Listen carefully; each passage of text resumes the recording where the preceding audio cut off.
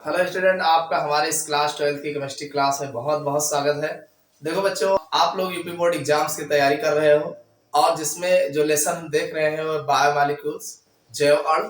और इस जैव अणु के आज के इस लेक्चर्स में हम मोस्ट इंपॉर्टेंट टॉपिक के लेके आए हैं जो आपके एग्जाम में अक्सर जो है पूछे गए और ये पूरे पूरे 5 नंबर में पूछा गया है। यानी ये टॉपिक अगर आप देखते हैं तो ये आपका 5 नंबर तो तैयार ही होगा। साथ में इसमें से जो छोटे क्वेश्चन पूछे जाते हैं 2 नंबर 4 नंबर के, वो भी आप कर ले जाओगे।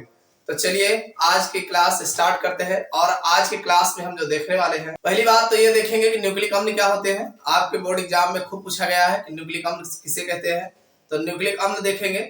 और दूसरी बात इसमें जो है न्यूक्लिक अम्ल का रासायनिक संगठन क्या है, यानी न्यूक्लिक अम्ल जो होते हैं ये रासायनिक रूप से किस प्रकार लिखे जाते हैं और इसकी फिर जो है आगे जो है इसकी संरचना कैसी होती है, इसके बारे में हम बात करने वाले हैं। तो चलिए शुरुआत करते हैं। सबसे पहले देख लेते हैं कि न्यूक्लिक अम्ल होता क्या है। देखो बच्चों, अगर हम बात करें न्यूक्लिक अम्ल, ये न्यूक्लिक अम्ल होता क्या है, भाई नाम ही है न्यूक्लिक अम्ल। भाई न्यूक्लियन जो है नाभिक के लिए प्रयोग किया जाता है। अब चूंकि नाभिक में अम्ल पाया जाता है इसीलिए इसे न्यूक्लिक अम्ल कहा जाता है। दूसरी बात, कोशिकाओं के नाभिक में उपस्थित देखो जितने भी कोशिकाएं होती हैं, यूकैरियोटिक कोशिका, कौन सी कोशिका है, और यूकैरियोटिक कोशिका के नाभिक में कुछ कण ऐसे भी पाए जाते हैं जो आनुवंशिकता के लिए उत्तरदायी होते हैं। किसके लिए उत्तरदायी होते हैं?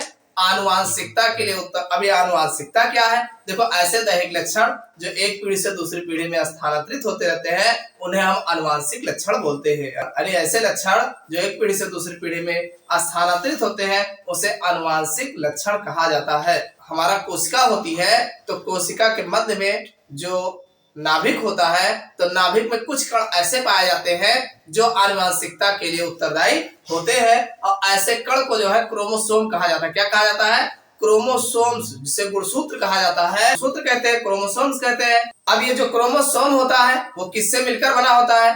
क्रोमोसोम जो होता है वो प्रोटीन तथा अम्ल प्रकार के जैव अणु से मिलकर बना होता है। ये क्रोमोसोम जो होता है एक तो प्रोटीन और दूसरा जैव अणु जो होता है, इन दोनों से मिलकर एक क्रोमोसोम बना होता है जिन्हें न्यूक्लिक अम्ल कहा जाता है। इसे क्या कहा जाता है? न्यूक्लिक अम्ल कहा जाता है। नहीं समझ में आया? देखो सभी कोशिकाएं होती है, हर एक यूकैरियोटिक कोशिका में नाभिक होता है और नाभिक में कुछ ऐसे पदार्थ पाए जाते हैं, कण पाए जाते हैं जो आनुवंशिकता के लिए उत्तरदायी होते हैं। यानी जो दैहिक लक्षणों को एक पीढ़ी से दूसरी पीढ़ी में स्थानांतरित करते हैं, आनुवंशिकता के लिए उत्तरदायी होते हैं और ये ऐसे पदार्थ होते हैं जिन्हें हम क्रोमोसोम कहा जाता है। क्या कहा जाता है? क्रोमोसोम। यही क्रोमोसोम ही आनुवंशिकता के लिए उत्तरदायी होता है। अब ये क्रोमोसोम जो होता है एक तो प्रोटीन से मिलकर बना होता है और दूसरा जो है अम्ल प्रकार, यानी अम्लों के बहुत सारे प्रकार हैं तो दूसरा अम्लों से मिलकर बना होता है। चूंकि नाभिक में पाया जा रहा है इसीलिए न्यूक्लिक अम्ल कहा गया। अब ये सब जो है नाभिक में पाए जाते हैं तो इसीलिए इसको न्यूक्लिक अम्ल कहा जाता है। समझ में आई बात की नहीं? तो आप ऐसा भी कह सकते हैं यूकैरियोटिक कोशिका के नाभिक में उपस्थित हुए कण जो आनुवंशिकता के लिए उत्तरदायी होते हैं, ऐसे रासायनिक पदार्थ को जो है न्यूक्लिक अम्ल कहते हैं। समझ में आई बात? बहुत सीधी सी बात है, ज्यादा दिमाग लगाने की जरूरत नहीं है। अब ये जो न्यूक्लिक अम्ल होता है, यानी जिसको हम न्यूक्लिक अम्ल कह रहे हैं, क्रोमोसोम जो है न्यूक्लिक अम्ल होता है, ये 2 प्रकार के होते हैं। कितने प्रकार के होते हैं? 2 प्रकार के।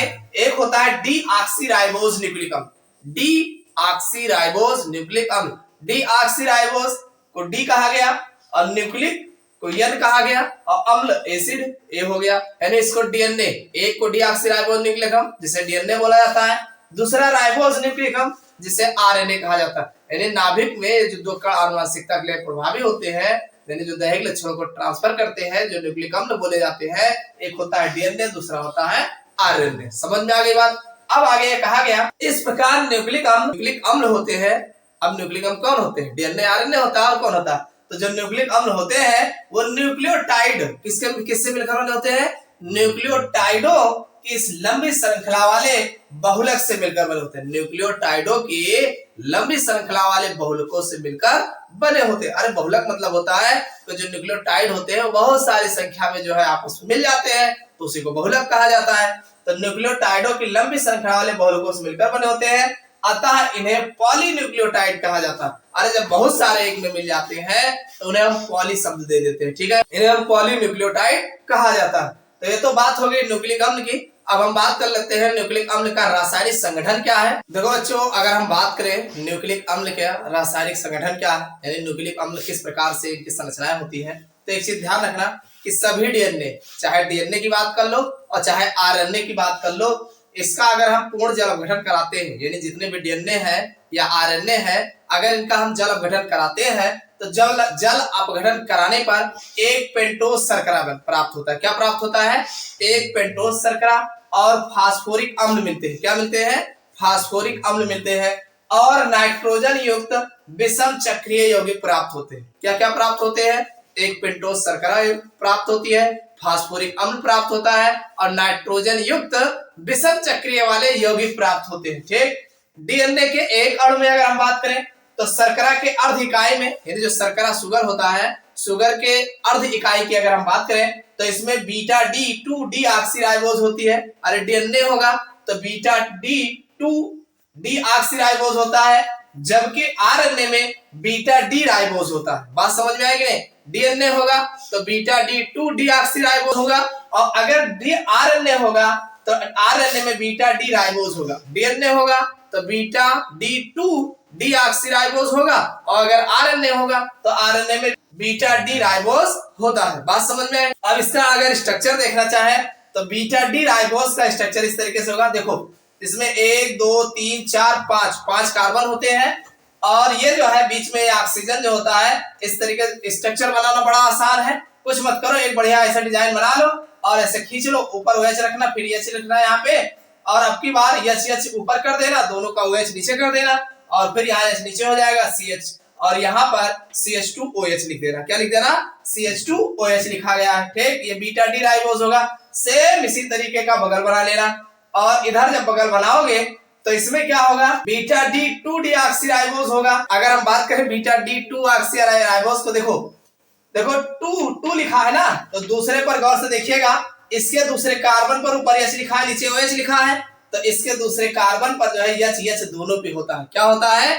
H दोनों पर होता है। बस यही अंतर है दोनों स्ट्रक्चर में और कोई अंतर नहीं है। यहाँ जो सेकंड कार्बन होगा वहां ऊपर H होगा, नीचे OH, यानी 2 OH होगा। इसमें एक ही OH है और दूसरा H लगा होता है, तो ये बीटा D2 डी ऑक्सीराइबोज होता है। 2 इसलिए लगाया गया क्योंकि दूसरे पर ही आपको ध्यान देना है। समझ में आई बात?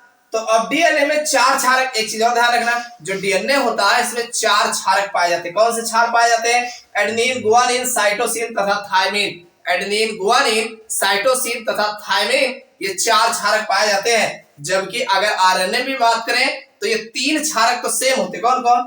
एडेनिन, गुआनिन, साइटोसिन तो सेम होते हैं, लेकिन थायमिन की जगह पे यूरेसिल पाया जाता है। चौथा जो क्षारक होता है तो चेंज होता है। क्या चेंज होता है? थायमिन की जगह पे यूरोसिल पाया जाता है।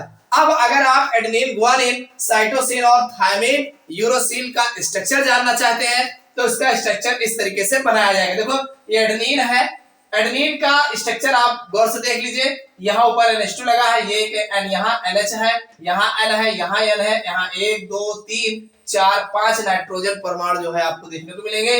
बाकी 1 2 3 4 5 कार्बन परमाणु आपको देखने को मिलेंगे और बाकी रिंग लाइक स्ट्रक्चर में आपस में जुड़े हुए हैं। जबकि गुआनिन में आप देखोगे तो गुआनिन में 1 2 3 4 5, इसमें भी 5 नाइट्रोजन परमाणु है और कार्बन परमाणु अगर देखोगे तो 1 2 3 4 5, इसमें भी 5 कार्बन परमाणु आपको देखने मिलेंगे। बस केवल इनका स्ट्रक्चर डिफरेंट है। एडेनिन का स्ट्रक्चर ये मिलेगा और गुआनिन का स्ट्रक्चर इस तरीके से आपको देखने को मिलेगा। इसी तरीके से अगर हम साइटोसिन की बात करें तो इसमें एक ही रिंग होगा और यहाँ पर CO समूह होगा और ऊपर NH2 लगा होगा, N यहाँ होगा, N यहाँ होगा, यानी 1 2 3 नाइट्रोजन परमाणु होंगे और साथ में 1 2 3 4 कार्बन परमाणु जो है इसमें आपको देखने को मिलेंगे। ये साइटोसिन का स्ट्रक्चर है। इसी तरीके से थायमिन का स्ट्रक्चर जो होगा, यहाँ पर CO समूह होगा और यहाँ CH3 लगा होगा और NHA होगा, बाकी सब लगभग आपको देखने को मिलेगा। और इसमें अगर देखेंगे यूरोसिल में, तो यूरोसिल में भी इसी तरीके से आपको देखने को मिलेगा। बस थोड़ा सा इसमें डिफरेंट है। क्या डिफरेंट है? यहाँ CH3 लगा है, यहाँ CH3 नहीं लगा है, तो तीनों में अंतर है। यही अंतर अगर आप जान जाओगे तो आराम से आप लिख ले जाओगे। अंतर नहीं जान पाओगे तो लिख नहीं पाओगे। इसको याद करना बड़ा आसान है। बस केवल एक स्ट्रक्चर ध्यान से आप बनाइए, तो ये देखिए दूसरे में कितना अंतर है। जो अंतर हो उसी को आप ध्यान रख लीजिए, आराम से बना ले जाएंगे। इन सब में लगभग समानता है, बस थोड़ा थोड़ा अंतर है, उसी अंतर को आपको पकड़ के नाम पे याद रखना है। समझ में आ गई बात? तो ये तो थे न्यूक्लिक अम्ल का रासायनिक संगठन किस प्रकार होता है। देखो बच्चों, अगर हम न्यूक्लिक अम्ल की संरचना की बात करें तो न्यूक्लिक अम्ल की संरचना में डीएनए अथवा आरएनए, चाहे आप डीएनए की बात कर लो और चाहे आप आरएनए की बात कर लो, अगर इसका हम पूर्ण जल अपघटन कराते, जल अपघटन जल में घोलोगे और टूटेगा, तो पूर्ण जल अपघटन कराने पर पेंटोस शर्करा, देखो इनमें ये चीजें मिलती है, क्या मिलती है? पेंटोस शर्करा, फास्फोरिक अम्ल और नाइट्रोजनी क्षार प्राप्त होते हैं। तीन चीजें आपको देखने को मिलेगी। इसको याद कर लेना, दिमाग में रख लेना, क्योंकि यही काम की चीज है। एक पेंटोस शर्करा, दूसरा फास्फोरिक अम्ल और तीसरा नाइट्रोजनी युक्त क्षार जो है आपको देखने को मिलेंगे। डीएनए के एक भाग, यानी अगर हम बात करें डीएनए के एक भाग बीटा D2 डीऑक्सीराइबोज होता है। डीएनए के एक भाग में बीटा D2 डीऑक्सीराइबोज होता है, जबकि आरएनए अणु में यह बीटा डी राइबोज होता है। यानी आरएनए में बीटा डी राइबोज होता है और जबकि डीएनए के एक भाग में जो है बीटा D2 डीऑक्सीराइबोज होता है। बात समझ में आई? अब किसी क्षारक की शर्करा का प्रथम स्थिति पर, यानी कोई क्षारक है अगर शर्करा के पहले स्थिति पर जुड़ने से निर्मित इकाई को न्यूक्लियोसाइड कहा जाता है। क्या कहा जाता है? यानी प्रथम स्थिति पर अगर क्षारक जुड़ा हुआ है तो उसे न्यूक्लियोसाइड कहते हैं। जब न्यूक्लियोसाइड शर्करा के अर्धभाग में पांचवें स्थिति में बनता है, न्यूक्लियोसाइड शर्करा के अर्धभाग में अगर पांचवें स्थिति पर जुड़ता है तो हम इसे न्यूक्लियोटाइड कहते हैं। क्या कहते हैं? न्यूक्लियोटाइड कहते हैं। कैसे कहते हैं? देखो, ये है न्यूक्लियोसाइड का स्ट्रक्चर। तो न्यूक्लियोसाइड के स्ट्रक्चर में अगर देखा जाए तो ये क्षारक है, 1 2 3 4 5 कार्बन ये आपके होंगे और यहाँ पर CH2OH होता है, तो ये न्यूक्लियोसाइड है।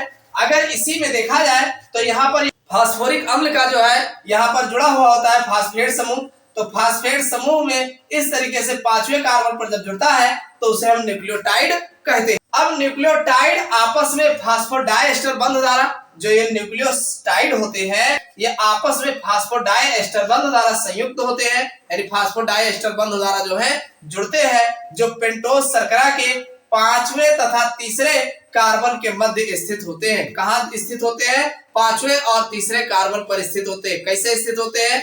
यहाँ के डायग्राम से आप समझ सकते हैं। देखिए, ये है न्यूक्लियोटाइड का विवरण यहाँ दे रखा है। ये क्षारक लगे हुए हैं और ये फास्फेट समूह लगा हुआ है, इसमें ये दो क्षारक है। अब ये दोनों क्षारक जो है आपस में फास्फोडाइएस्टर बंध द्वारा जुड़ेंगे। तो देखिए ये जो इसमें जो है यहाँ पर इस तरीके से आपस में ये जुड़ जाते हैं। आप देख रहे हैं कि यहाँ से तीसरे कार्बन पर जो है ये जो है इसका जो पांचवा कार्बन है दूसरे श्रृंखला का, ये पांचवा कार्बन है, ये इसके तीसरे कार्बन के साथ जो है जुड़ रहा है। तो ये न्यूक्लियोटाइड का विवरण जो है इस प्रकार से होता है। अब अगर हम बात करें न्यूक्लिक अम्ल के एक श्रृंखला का सरलतम विवरण जो नीचे हमने बनाया है, इसमें आप अगर देखना चाहें तो यहाँ पर अगर देखा जाए ये शर्करा है, शर्करा के ऊपर क्षारक लगा है, जिससे ये शर्करा है यहाँ क्षारक लगा है।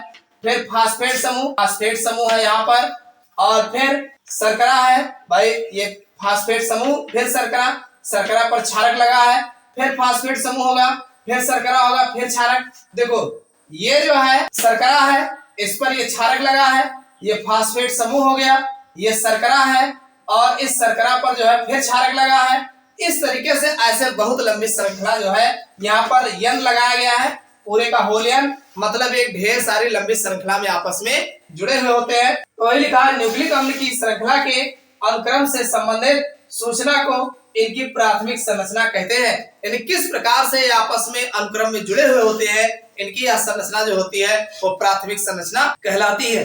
अब अगर हम बात करें न्यूक्लिक अम्ल के जो द्वितीयक संरचना होती है, तो इसको अगले लेक्चर्स में हम जो है डीएनए और आरएनए की जो भी डीएनए की दोहरी कुंडलाकार संरचना होती है या आरएनए की जो भी स्ट्रक्चर होते हैं, इसको अगले लेक्चर्स में हम डिटेल से बताएंगे। अगर समझ में आया हो तो लाइक अवश्य करिएगा। फिर मिलते हैं अगले क्लास में।